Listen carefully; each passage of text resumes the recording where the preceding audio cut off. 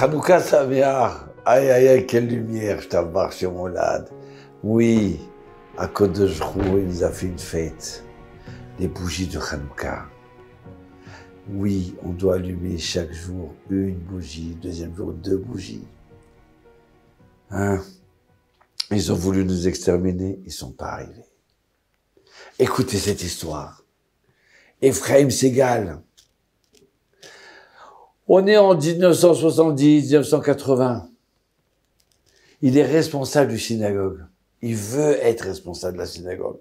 Il veut être celui qui s'occupe de tout dans la synagogue. C'est un survivant de la Shoah. Oui, il avait 10 ans à l'époque où Hitler il voulait exterminer le peuple d'Israël. Il n'est pas arrivé, grâce à Dieu.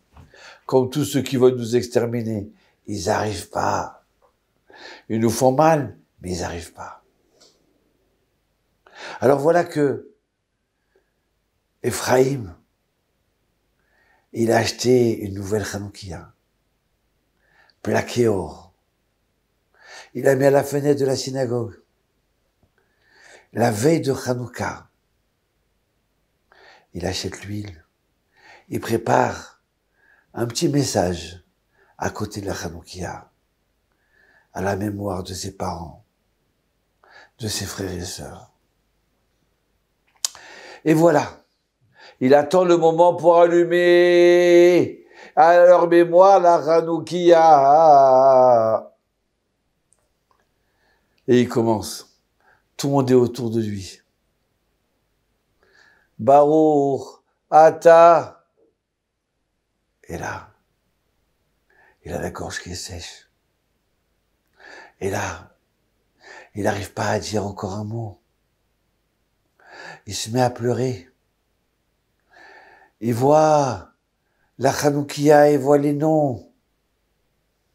Ouais. Et maintenant, il dit le nom de Dieu. Elokeinu melech haolam. Leadlik.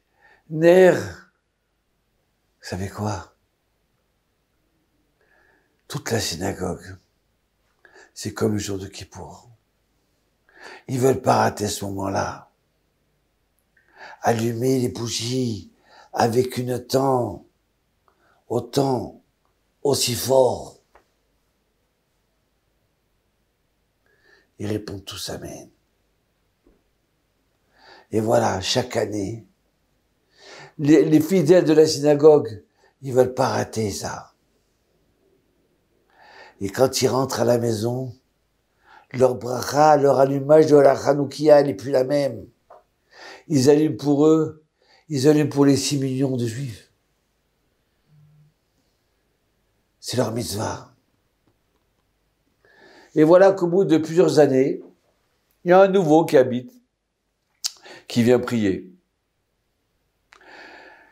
Et oui, ça y est, bientôt c'est Hanouka. Ephraim Segal, il va allumer la Hanoukia. Il a préparé. Mais quoi? Mais, ce nouveau-là, il dit à sa femme, tu sais quoi? J'ai vu une grande Hanoukia merveilleuse. Ah, je veux l'acheter, je vais la déposer à la synagogue. Et ils arrivent, juste avant 1 heure d'allumage de bougie. Qu'est-ce qu'ils voient?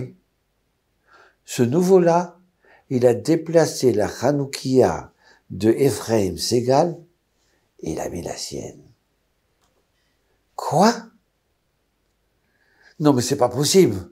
Il a pas pu faire une chose comme ça. Ah non, mais non. Et là, Ephraim Segal, il rentre dans la synagogue. Et il voit ça. Il entend du bruit. Non, mais il faut lui dire.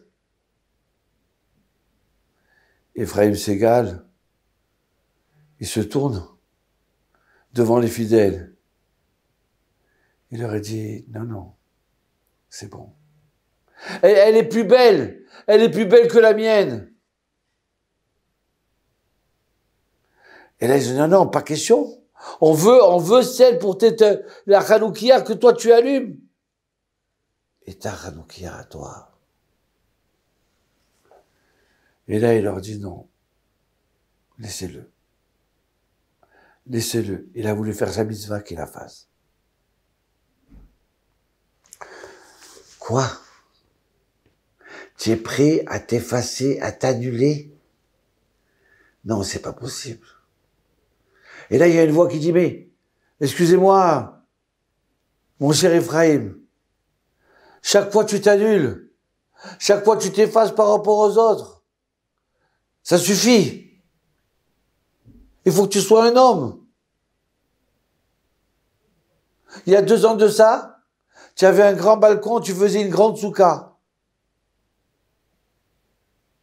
Et tu étais tout seul dans la souka. Et voilà que le voisin, il construit. Il agrandit sa maison. Et en agrandissant sa maison, il a rapetissé ta souka. Et toi, tu dis rien. Quoi, c'est ça? Non, il n'est pas question que tu t'effaces. Et pourquoi tout le temps que tu te comportes comme ça? Sois un homme. Alors là, Ephraim dit, écoutez, bon, je vais vous raconter. Et là, tout le monde se met en silence. Voilà, j'avais 10 ans. On habitait la Hongrie, mes parents, mes frères et sœurs. On vivait des moments extraordinaires.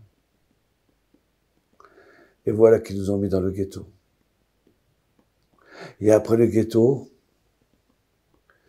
ils ont fait une rafle. Ils ont pris tous les gens du ghetto, ils les ont mis dans le train, dans les cabanes, dans les fourgons. Du train. Tu comprends? Vous comprenez? On était entassés l'un sur l'autre, ils nous frappaient, ils criaient. Et là, je me retrouve avec ma maman et mes frères et sœurs, tous collés à ma maman dans le fourgon.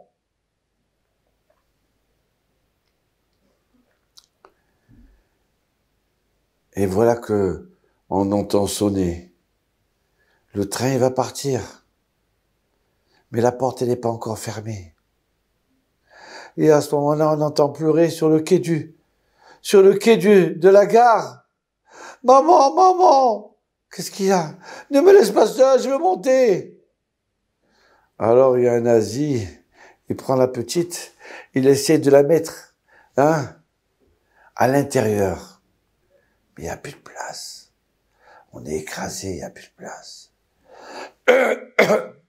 Il la repose sur le quai. Non, maman, il y a pleure. À ce moment-là, je dis à ma maman, je lui laisse ma place. Tu me permets, maman? Oui, mon fils. J'essaierai de monter dans le fourgon après, derrière. Et à ce moment-là, je saute. Et je prends la petite fille et je la mets à l'intérieur. À ce moment-là, il ferme. Et je cours sur un autre endroit, mais tout est fermé. Tout est fermé avec des cadenas. Et là, le train commence à partir. Et quoi, je me retrouve tout seul, maman? Qu'est-ce que j'ai fait? Il n'y a plus personne à la gare. Et là, je m'en vais au ghetto. Tout est vide. Et les soldats, ils essaient de piller à droite, à gauche. Et je dis, mais j'ai voulu faire une mitzvah. J'ai voulu que cette fille elle reste avec sa maman. Moi, c'était pas grave si j'étais pas tout de suite avec ma maman. Et j'avais faim. Et je marche et je pleure. Et les jours y passent. Jusqu'à que je m'aperçois que quand j'ai laissé ma place, j'entends qu'ils sont partis à Auschwitz. Toute ma famille, elle est morte et brûlée à Auschwitz. J'ai été sauvé en laissant ma place. Vous comprenez? J'ai été sauvé parce que je me suis annulé. Grâce à ça, je suis vivant aujourd'hui. Je suis la petite fiole de Hanouka qui est restée pour mes parents et pour le peuple d'Israël. Oui, Hitler, il voulait nous exterminer. Mais je suis encore là. Vous comprenez? Le peuple d'Israël, il n'est pas beaucoup. C'est un des plus petits peuples dans le monde. C'est la fiole du monde. C'est la fiole de Dieu. C'est la bougie de Dieu. Et moi, je suis la bougie de mes frères, de mes sœurs, de mes parents. Voilà pourquoi je m'allume. Alors maintenant, vous allez allumer la nouvelle Hanoukia. Tous ensemble, et on va répondre Amen. Ouais. Et là, tous les fidèles, ils étaient en train de pleurer. Quel Ephraïm, quelle grandeur.